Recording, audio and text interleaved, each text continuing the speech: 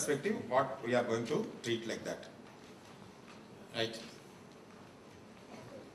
So let us see your basic knowledge about atrial fibrillation. Atrial fibrillation, FEI is fast ventricular response. Start amiodarone. Good, not so good, bad. All the options will be only these things. Good, not so good, bad.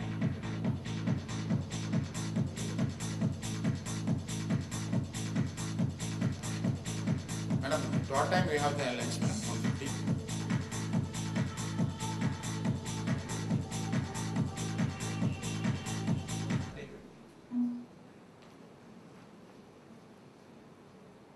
Good. Atrial fibrillation, fast ventricular response, digoxin, still fast. In spite of digoxin, heart rate is fast, add verapamil.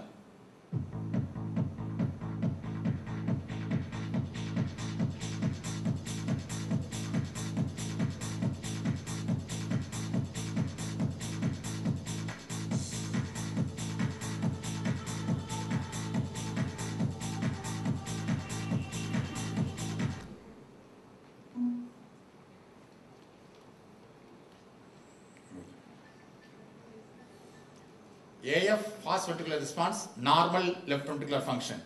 Give digoxin.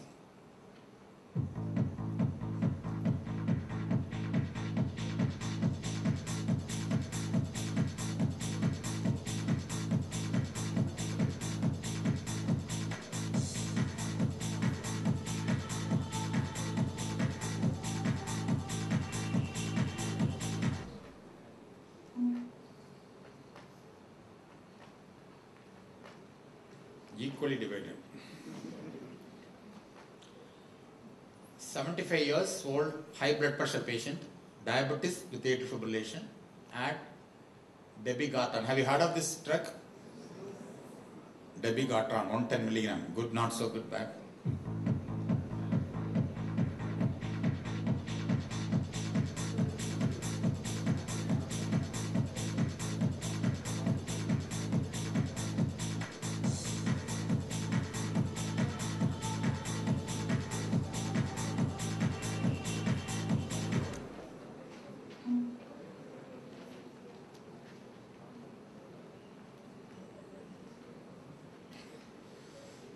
Rheumatic mitral stenosis with atrial fibrillation started on dabigatran.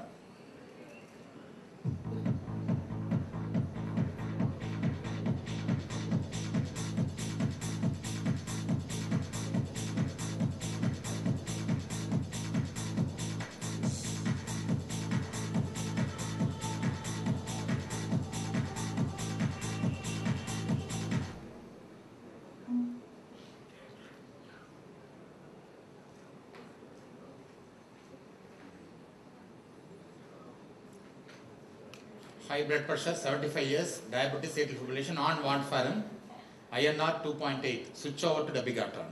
Patient is already on warfarin, switch over to dabigatran.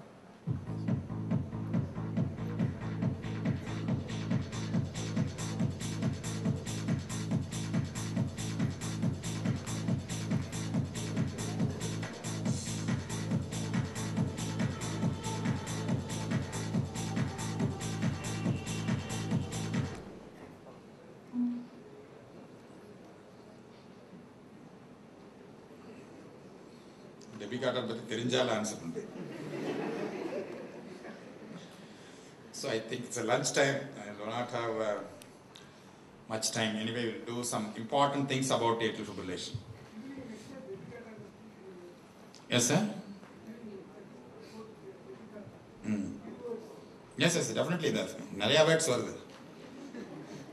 So the atrial fibrillation regarding history, from 17th century we have the problem. It is Sir William Harvey who first observed the atrial fibrillation. But you see the 1909 definition. We don't have the better definition after this. It is absent electrical activity with grossly irregular ventricular response. That's all. So this is an absent, a coordinated atrial contraction is not there. Your ventricular response is irregular. So these are two important points you must remember. Absent electrical activity with grossly irregular ventricular response. It's the most common sustained ventricular arrhythmia. Above the age of 65, 6% experience it. And it is what is the most important problem about atrial fibrillation is stroke. 15% stroke. So this is atrial fibrillation. Normal sinus rhythm, the AV node is having a regular input of the sinus impulses. So it uniformly sends the impulses to the ventricle. Ventricle is contracting coordinately because there is a regularly occurring atrial sinus impulse. Atrial contraction is correct and irregular. So coordinated, atrial contraction is coordinated. Here in atrial fibrillation, so many areas which can produce discharges. So the AV node is bombarded by so many impulses coming in various directions. So the AV node is confused. So it sends in some people, stops some people, sends in some people. That's why ventricular response is irregular. So many areas, so many directions, so many impulses are coming and bombarding AV node. So AV node is confused what to do. So it sends in some people, stops some people. So totally the ventricular response is irregular. So it's most common arrhythmia for the admission. It's the most common arrhythmia for which the patient gets admitted to the hospital. 1/3 of the inpatient for an arrhythmic admission is for atrial fibrillation. Such a common arrhythmia. What causes atrial fibrillation? A big list, very big list of conditions which can cause atrial fibrillation. Grossly, coronary heart disease, hypertension, very important cause of atrial fibrillation. I tell you something about that. In our country, valvular heart disease, mitral stenosis, most common cause. All types of cardiomyopathies, thyrotoxicosis, alcohol, electrolyte disturbances, autonomic causes. Just lightning can cause atrial fibrillation. We can cause atrial fibrillation by so many things. It is not necessarily the patient. We can cause atrial fibrillation in the patient by doing so many things. So you can see iatrogenic causes are the big list. Of all the other etiology, iatrogenic causes are the maximum. So you can see endoscopy itself can cause atrial fibrillation. Like congenital heart disease and infection like pneumonia, very important cause. Pericarditis, myocarditis, endocarditis, malignancy, atrial involvement, secondaries in the atrium, sinus node dysfunction. When all these causes are excluded, then the patient is supposed to have lone atrial fibrillation with no etiology. So the most common causes of coronary heart disease, hypertension, valvular diseases. These are the 3 important causes. Day and day today we see atrial fibrillation. You can see hypertension, how important this is. Hypertension is supposed to be present in 65% of patients with atrial fibrillation. 65% of patients with atrial fibrillation have hypertension. Without realization, we must understand that the hypertension is a very important coexistent condition with atrial fibrillation. When the atrial fibrillation adds on to hypertension, 3 things happening. Increase in stroke, increase in heart failure, increase in coronary heart disease. 3 things are happening when you have atrial fibrillation on a hypertension. The atrial fibrillation is once again the price we pay for making the patient living longer. There are certain price we have to pay. We are making our patients to live longer. Now the RA is increasing. So the atrial fibrillation is also increasing. The most common cause in our country is the valvular atrial fibrillation. So right away when you have atrial fibrillation, divide into valvular or non-valvular. Valvular is all rheumatic heart disease. Non-valvular commonest is hypertension. Then you have the metabolic syndrome and diabetes, coronary heart disease, heart failure, diastolic dysfunction, most common. Sleep apnea, important cause of atrial fibrillation, physical inactivity, thyroid disease. Now the inflammation is coming everywhere. It is coming in coronary heart disease, it is coming in heart failure, it is coming in atrial fibrillation also, inflammation. Why there should be atrial fibrillation? So these are the causes of atrial fibrillation. Why the atrial fibrillation develops? It is because of primary atrial muscle disease. Atrial muscle is involved because of the outside cell is a problem, extracellular matrix, or the cell itself is a problem. So because of the outside problem as well as the inside problem, the things happen what is known as the stress. Whenever you have a vascular problem like a stiff arteries, the heart has to contract against resistance, so it becomes hypertrophied. Once it becomes hypertrophied, the relaxation process becomes abnormal. So the atrium has to contract against increase in resistance. There is a mitral regurgitation also happening. So the atrium gets stretched. So atrial stretch is a very important reason for an atrial. That's why hypertension develops so much of atrial fibrillation, because the atrium has to stretch to contract against a stiff ventricle. So that's the main reason. The stiff ventricle is because of the stiff vessel. Ventricle is acting as a stiff vessel. Ventricle becomes stiff. Atrium contracts. So it is called as atrial stretch. which produces such activated channels. Refractoriness get dispersed, and you have, now we know what is producing atrial fibrillation is the focal discharge from the pulmonary veins. And of course you have the inflammation here. So another important problem which is happening apart from left ventricular hypertrophy, systolic and diastolic dysfunction is activation of renin-angiotensin system. Once there is an activation of renin-angiotensin system due to either dysfunction or due to hypertension per se, significant atrial hypertrophy and fibrosis is happening, inflammation is happening, and changes in the calcium, intracellular calcium is happening, which produces atrial structural and electrical remodeling of the atrium, which predisposes to atrial fibrillation. So it's called, we have heard about the terms called cardiomyopathy, which we mean about the ventricle. Now we have a term called atrial myopathy, which is producing atrial fibrillation. That's why very important therapeutic modality to prevent atrial fibrillation is blocking renin-angiotensin system. So if you are able to block your renin-angiotensin system and prevent the compliance, decrease compliance of your vessels and regress your left ventricular hypertrophy so that the atrium is not made to contract against shift resistance, you will reduce atrial stretch, you will prevent atrial fibrillation. So previously we thought it is multiple wavelets of impulses coming from various portions of atrium. Now we understand it is a focal discharge from the pulmonary veins which produces traveling through different directions and various pathways producing atrial fibrillation. That's why today the ablation, electrical ablation for atrial fibrillation is to isolate pulmonary veins from the rest of the atrium. By giving electrical shocks around the pulmonary veins, you are able to isolate pulmonary vein from the rest of the atrium. You are preventing this focal discharge to reach the other parts of the atrium. You will cure atrial fibrillation. So that is your electrical treatment today for atrial fibrillation, because we understood now the atrial fibrillation is coming from the pulmonary vein. The types of atrial fibrillation are 4 types. First, the patient is for the first time he is coming to with atrial fibrillation. This is the first onset of atrial fibrillation, which is called first directed atrial fibrillation. So far he never had. First time he is coming with atrial fibrillation, it is called first detected atrial fibrillation. Paroxysmal atrial fibrillation is recurrent episodes of self-terminating within 7 days, usually less than 48 hours. Atrial fibrillation is happening spontaneously becoming to sinus rhythm within 7 days, most often within 48 hours. Is called paroxysmal atrial fibrillation. Then you have a persistent atrial fibrillation, which is lasting for more than 7 days. You give a shock or you give a drug to convert that atrial fibrillation to sinus rhythm, is a persistent atrial fibrillation. Whereas in spite of giving shock, in spite of giving drug, your atrial fibrillation doesn't come to sinus rhythm at all and lasting for more than years and months, it is a permanent atrial fibrillation. You understand this point? First detected, paroxysmal is spontaneous reversion within 7 days. Persistent is you have to give a drug to restore sinus rhythm, and permanent is in spite of drugs and electrical methods, atrial fibrillation is persisting. So these are the 4 types of atrial fibrillation: paroxysmal, persistent and permanent. Paroxysmal atrial fibrillation, intermittent recurrent episodes, terminate spontaneously within 48 hours or within 7 days. Persistent, lasting for more than 7 days, you give something to restore sinus rhythm. In spite of giving something, the sinus rhythm is not restored, going in for many years, many months, is persistent or permanent atrial fibrillation. There is atrial fibrillation.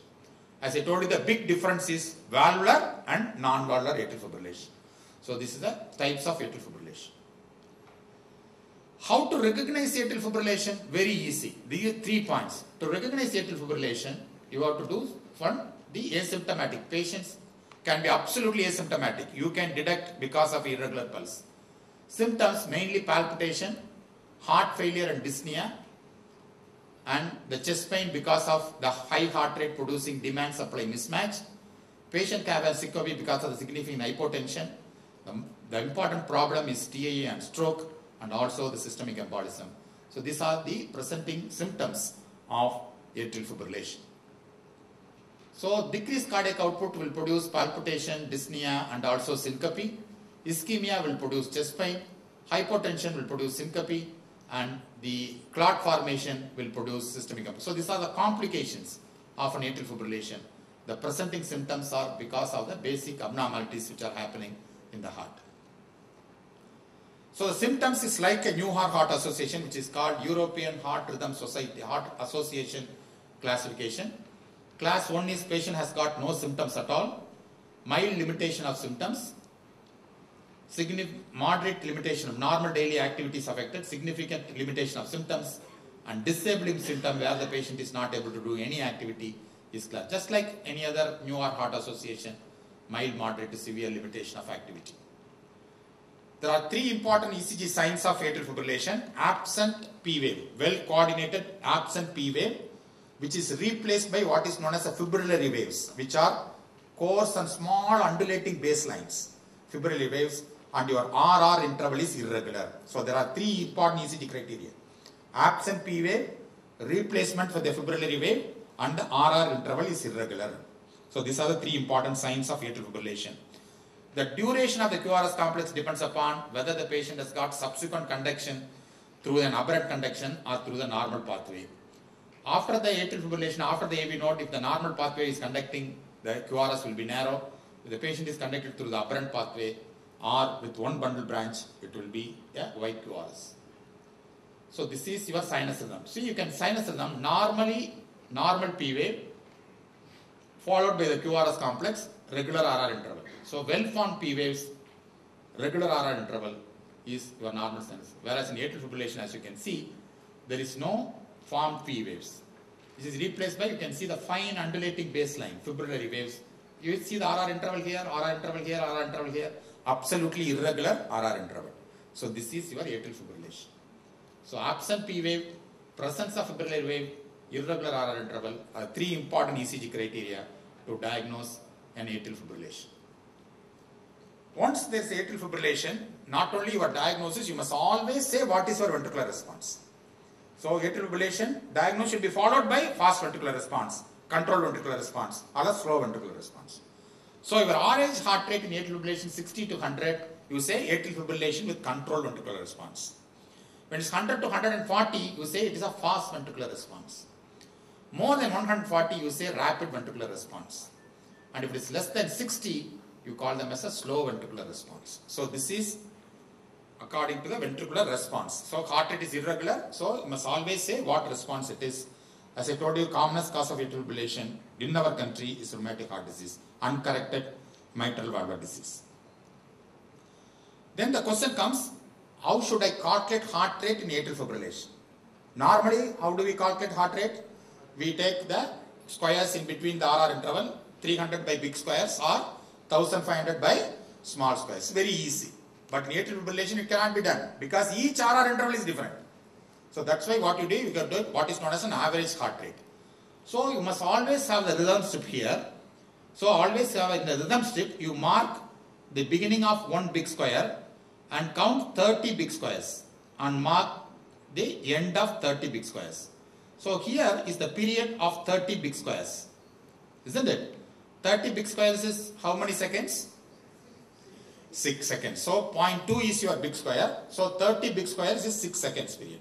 So what I have marked is 6-second period, isn't it? I have marked a 6-second period. In this 6-second period, I count what is the number of QRS complexes in this 6-second period. Let us imagine I have 15 QRS complexes in this 6-second period. What is my heart rate?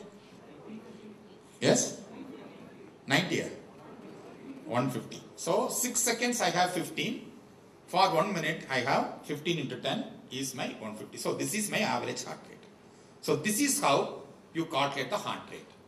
You take a 6-second period, 30, count this long strip, you mark beginning of one big square, count 30 big squares and end the marker, and in this 6 seconds, how many QRS complexes are there into 10 will give you the average heart rate per minute. So if it is 140 means what is the AF with what response? Rapid ventricular response. More than 140 is rapid ventricular response. So once again you can see that here, you can see absent, you can see nicely this undulating baseline. So this is a fibrillary wave. And you see absolutely irregular QRS complexes. Absent P wave, with the irregular QRS complex. So here almost controlled ventricular response here. Whereas he is here in atrial fibrillation, there is some infarct going on. You see the long pauses. Suddenly you see some long pauses, and it is a slow ventricular response. So when the bradycardia and the heart rate is slow, usually you will have a slow ventricular response.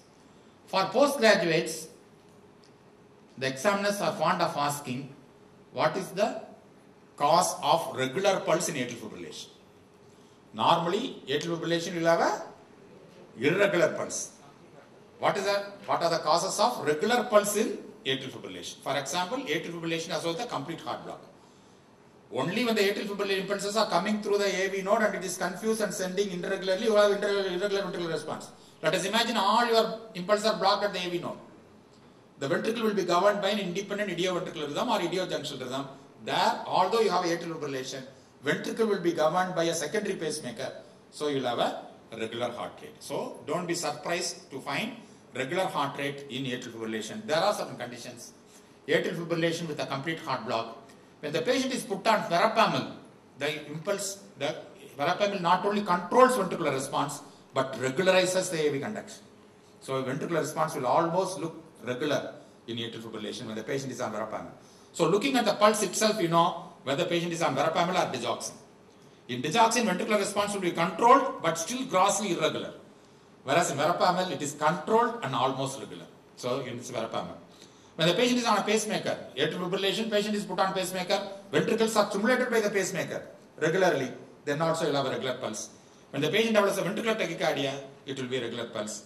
When the heart rate is very fast or slow, it almost looks regular.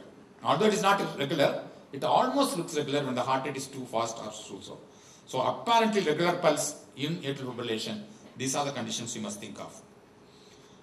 Always you must do an echocardiography to look at the mitral valve, the LA size. Most often in atrial fibrillation, LA is enlarged. You will have a significant left ventricular hypertrophy and diastolic dysfunction. The commonest association is not systolic dysfunction. It is a diastolic, I told you, stiff ventricle. Always look at the right atrium and RV. Most importantly, you must look at the thrombus in right atrium or the left atrium, and always look at the pericardium. The simple investigation, especially the thyroid, is very important here. So, Holter, TMT, coronary angiography is thyroid, and of course X-ray chest and thyroid function is important in the baseline blood investigations. So, this is the problem in atrial fibrillation. We know how to recognize 3 ECG signs. If you remember, I am happy. One is absent P wave, presence of fibrillary waves, irregular QRS. Then how to calculate heart rate, depending upon the ventricular response, how to classify into slow, fast, controlled or rapid. So there are 4 things you must do in atrial fibrillation. You must decide whether I have to get the rate alone under control or I might convert into sinus rhythm. Then very important therapeutic decision. The rate control versus rhythm control. Rhythm control means you convert atrial fibrillation to sinus rhythm. Whereas rate control means you keep the atrial fibrillation as it is, only you control ventricular response to 60 to 100. You don't touch atrial fibrillation, you see to that your ventricle is not contracting rapidly. So that is the rate control. So that's a major decision, whether to do a rate control. And the third important problem is prevention of thromboembolism. So rate control, rhythm control, prevent embolism, and give you you also manage the basic cardiovascular disease. Your job is not over by treating only atrial fibrillation. The patient may have mitral stenosis. I control ventricular response. Okay, I am fine.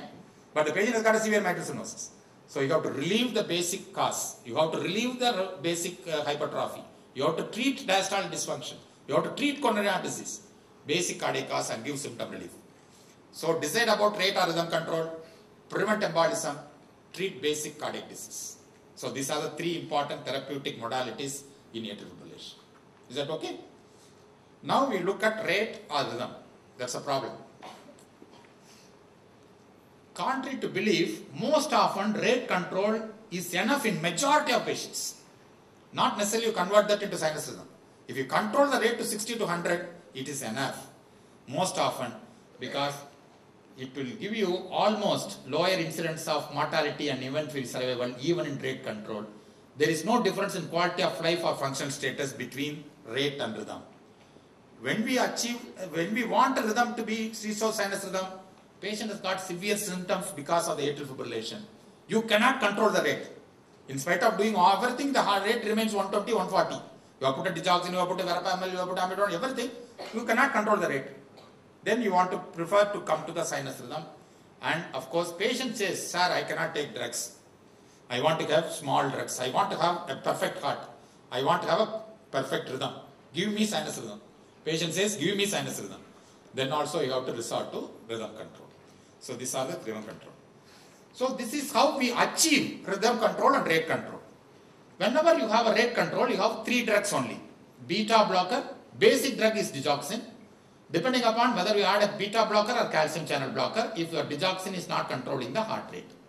Digoxin or calcium blocker. Digoxin or beta blocker is for rate control only. If the last method is to do a AV node ablation and give a pacemaker, in all patients anticoagulation is a must, depending upon the risk score. When you want to have a rhythm control, there are 4 options. The last option is do a surgery called Mace procedure. As I told you, give a machine called atrial defibrillator. It's very rare. We don't do that now. Or do a catheter ablation, I told you, to isolate the pulmonary veins. Or we give drugs which can convert the sinus rhythm convert the atrial fibrillation to sinus rhythm is commonly amiodarone, sotalol, flecainide, propofenone. All the other drugs are not available to us. So these are the 4 or 5 drugs which are available to us to convert the atrial fibrillation to sinus rhythm. Amiodarone, sotalol, flecainide and propofenone are the drugs which are available to us. So rate control drugs and the rhythm control drugs. Electrical means by which we can control the rhythm and surgical means by which we can control the rhythm. So this is the options of therapeutic options in atrial fibrillation. So these are the drugs we use, verapamil, diltiazem, to rate control.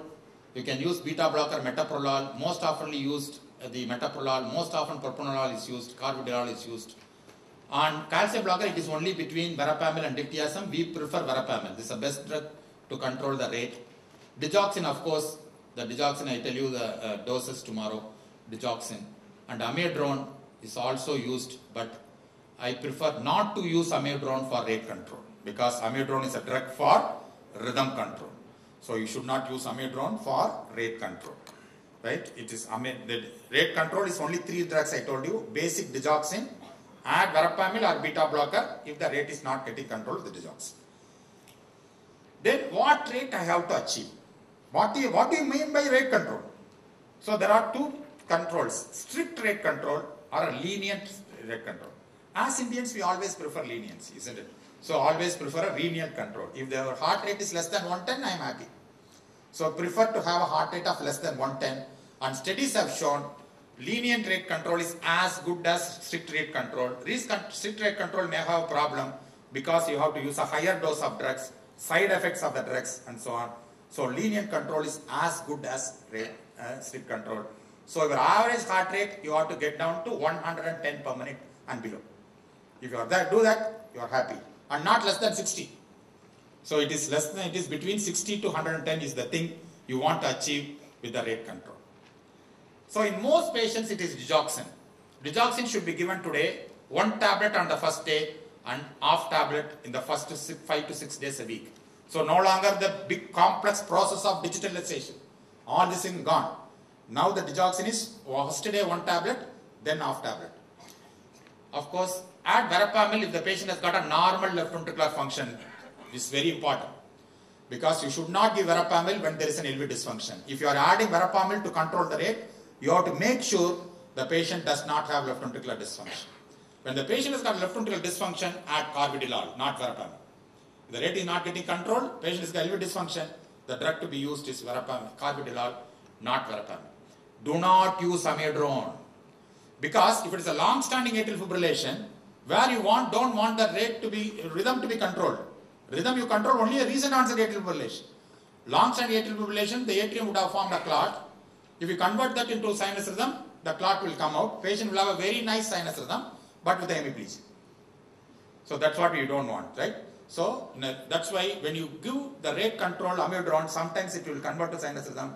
In many patients, when unknown atrial fibrillation, You do not know the duration of atrial fibrillation.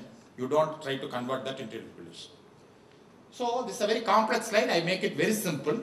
If it is an emergency, the rhythm, now we are looking at the rhythm control. How to convert atrial fibrillation to sinus rhythm.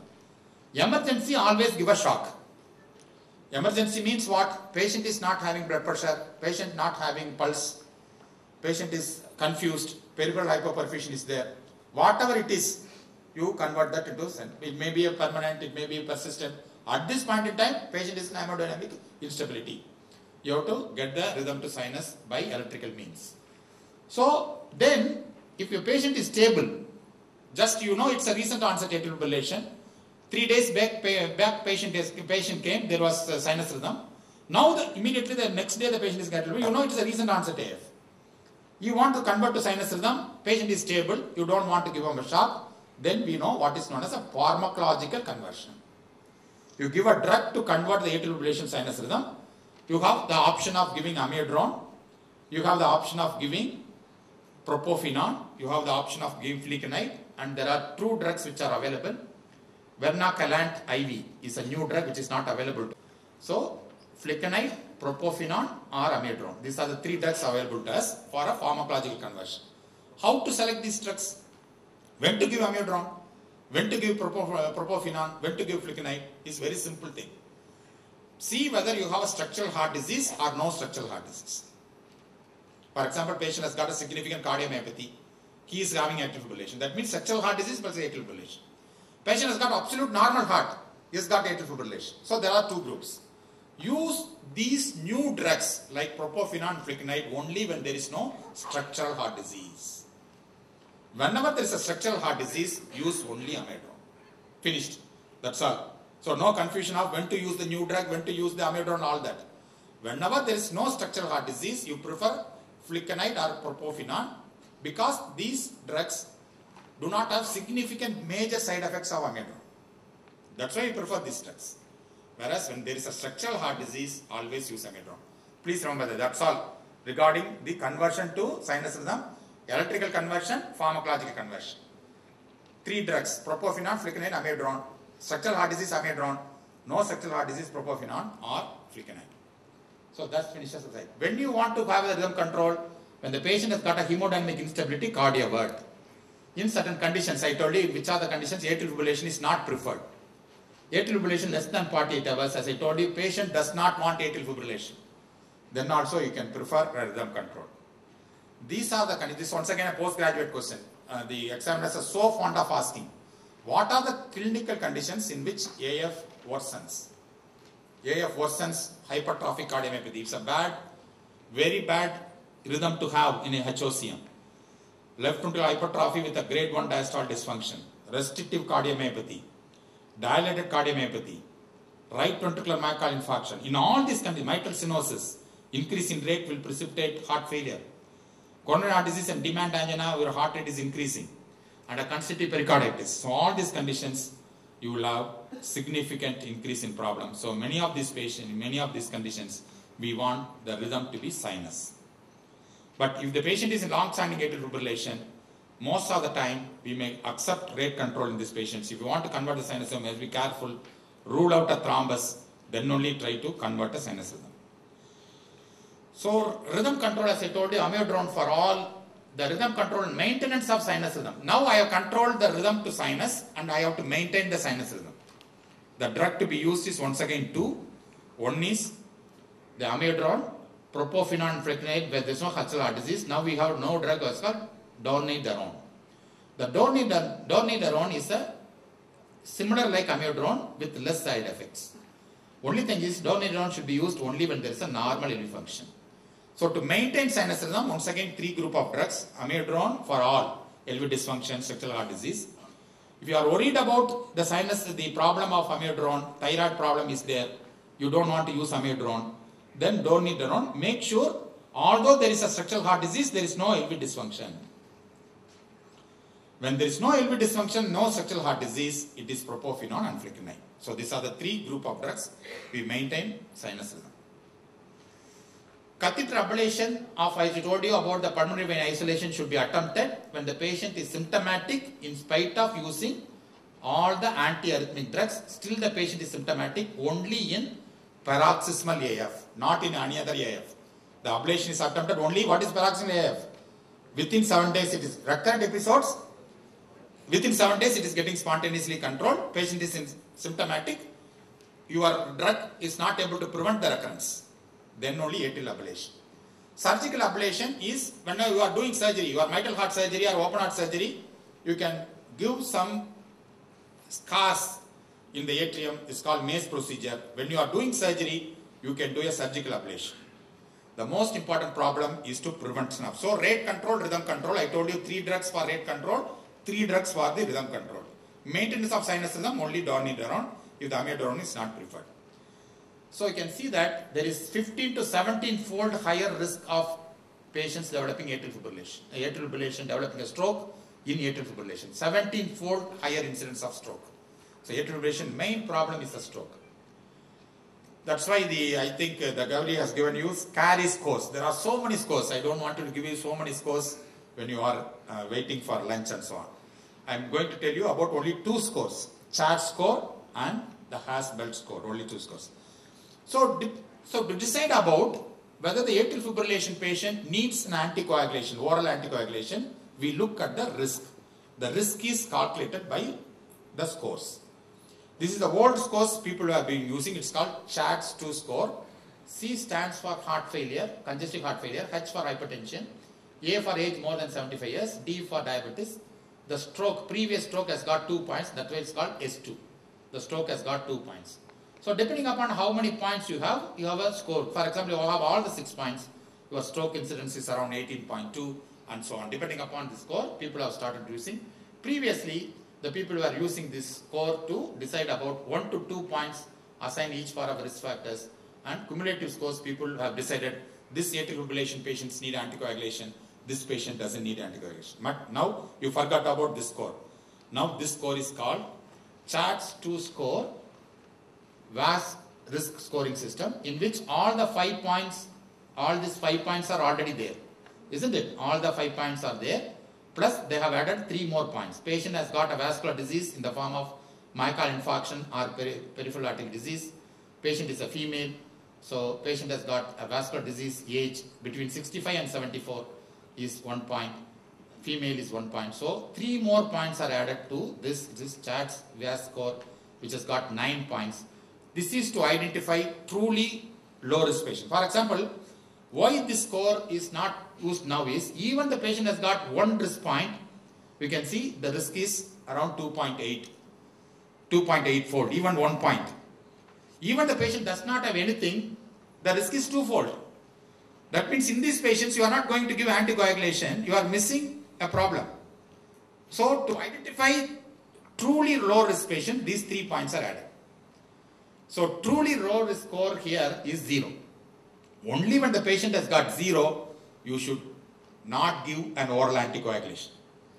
In all the other situations, you have to give the patient on oral anticoagulation. So this is, just remember this VAS score.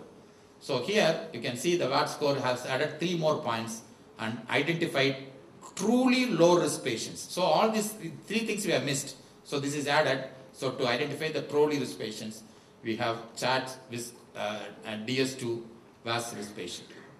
So this is to identify truly low risk patients. So now the recent score is CHATS score, VAS score.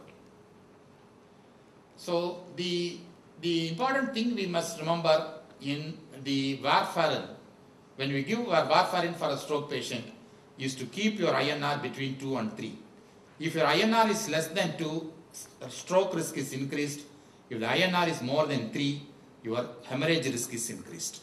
So that's why very important, not only start the patient on INR, keep the INR between 2 and 3. It's a very important therapeutic modality to prevent a stroke.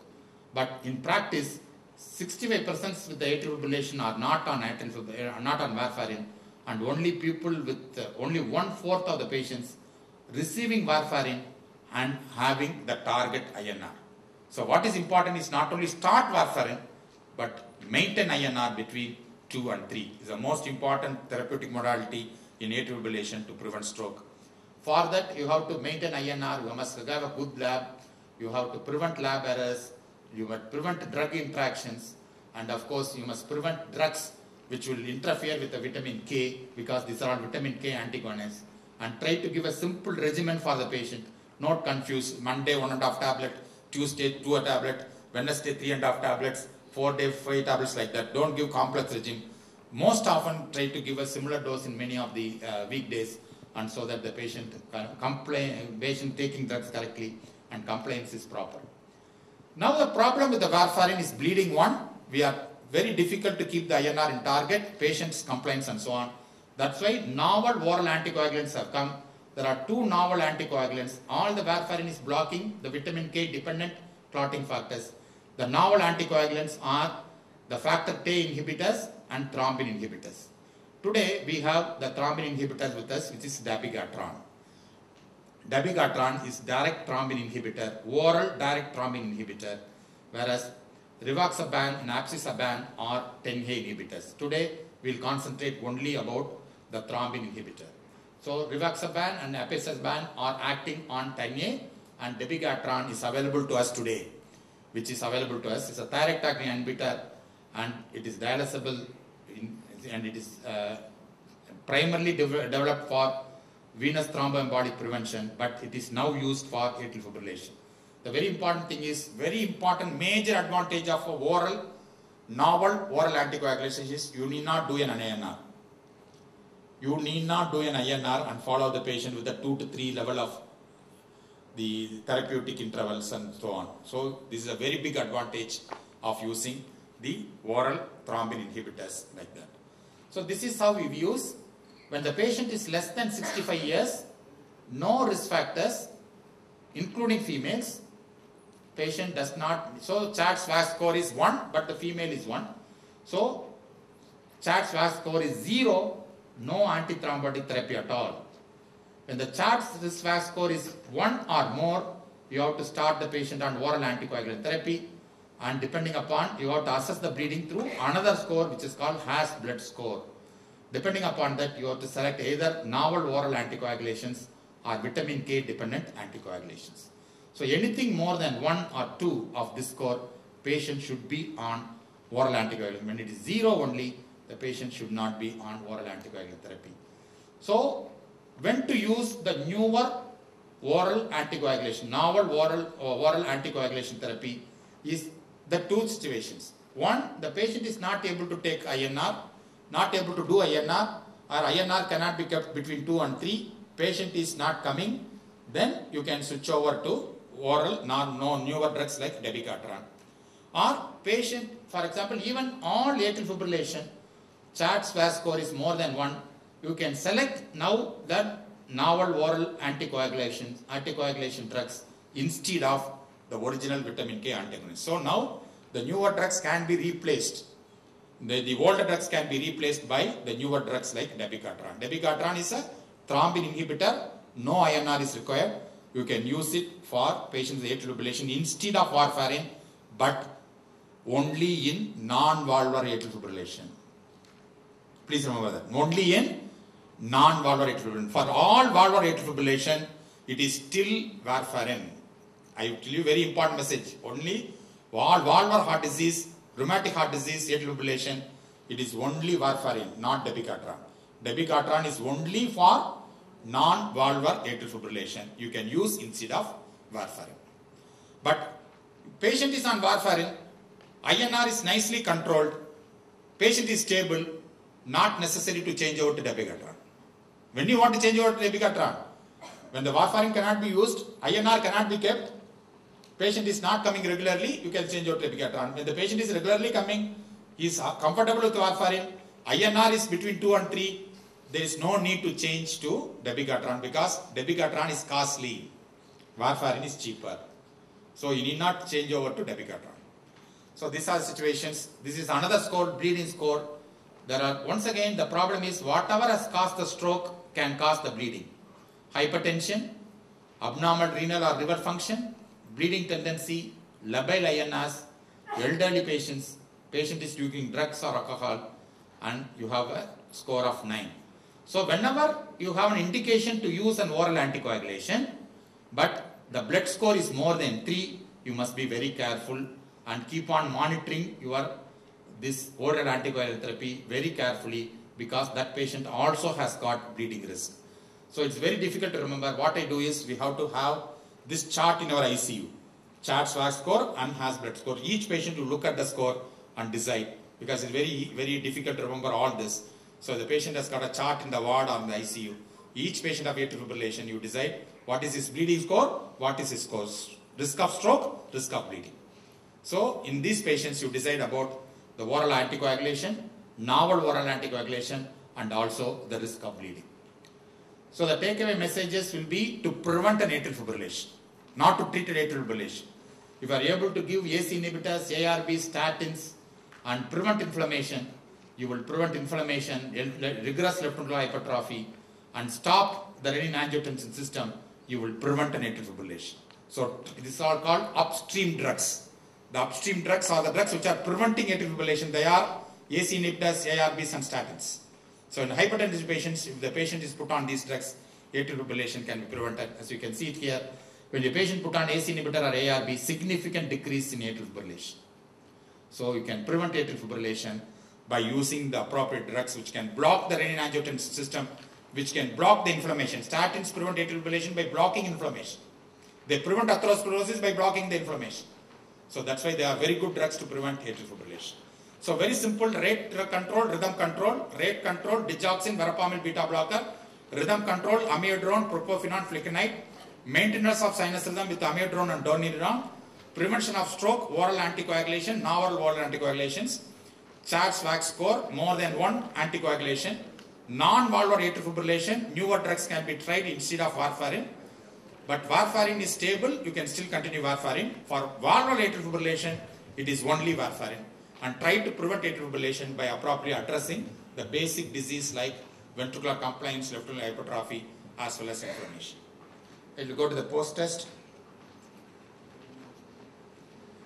Atrial fibrillation with fast ventricular response, you do not know the duration of atrial fibrillation, start amiodarone.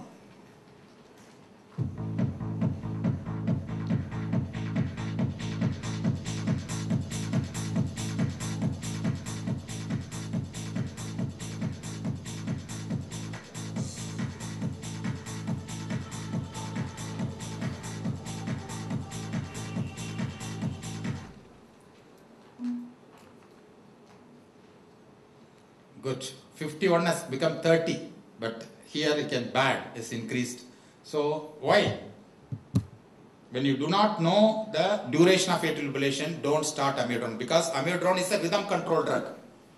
Only in recent onset, I told you what are the conditions you want to rhythm control. Recent onset atrial fibrillation. If you do not know the duration, if you give amiodarone, it will convert to sinus rhythm and produce an embolic phenomenon.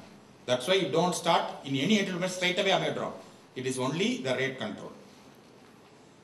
Atrial fibrillation with a fast ventricular response, still the ventricular rate is fast, add verapamil. I told you very important precaution you must take before you add verapamil.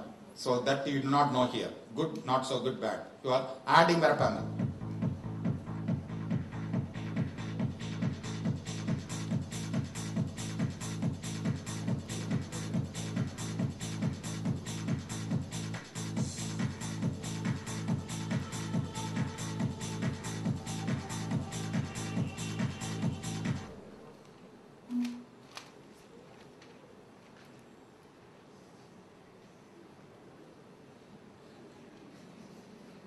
So here people are definitely confused. See here, I have added a digoxin, still the fast. Before adding verapamil, what I have to make sure? Yes, without doing LV function, don't add verapamil. Don't add verapamil without knowing the LV function. So LV dysfunction is not there, then you can add verapamil. Atrial fibrillation, normal left ventricular function, add digoxin. Normal left ventricular function, you add digoxin.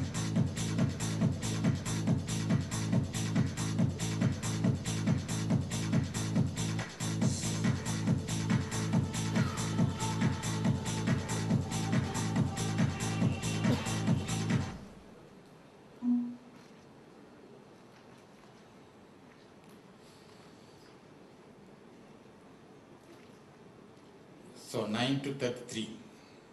So when you have the normal left ventricular function, always add a beta blocker. Why? Because beta blocker will have a better control over exercise-induced heart rate. Whereas digoxin may not have control over the exercise-induced heart rate. When the patient has got atrial fibrillation, LV dysfunction, first choice is digoxin. But atrial fibrillation with a normal left ventricular function, beta blocker is preferred over digoxin because beta blocker can control exercise-induced heart rate. 70 years old hypertension, diabetes and atrial fibrillation, dabigatran 110 milligram. Good, not so good, bad.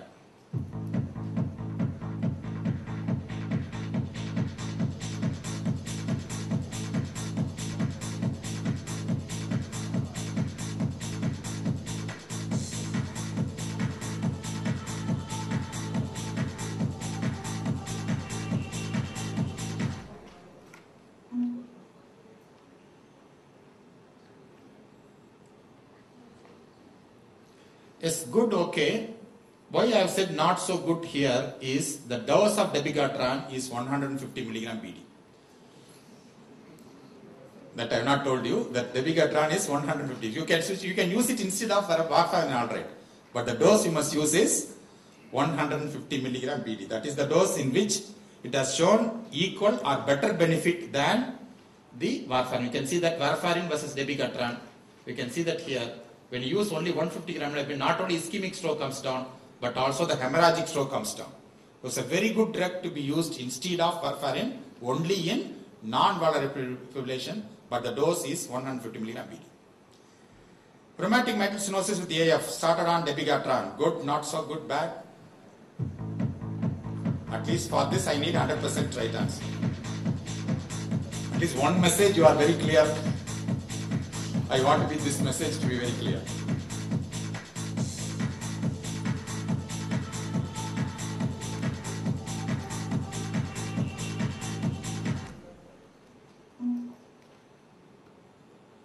Excellent.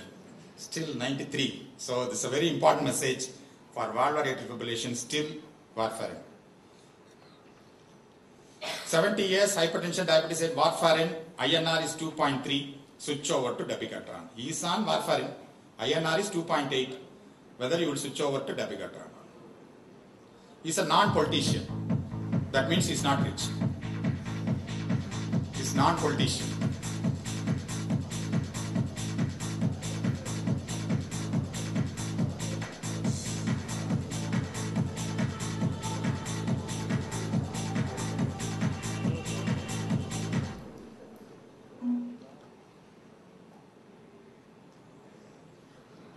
Good. So good has become less now. Okay. So it's not so good because patient who is unstable with warfarin, you need not change. Thank you. Any doubts?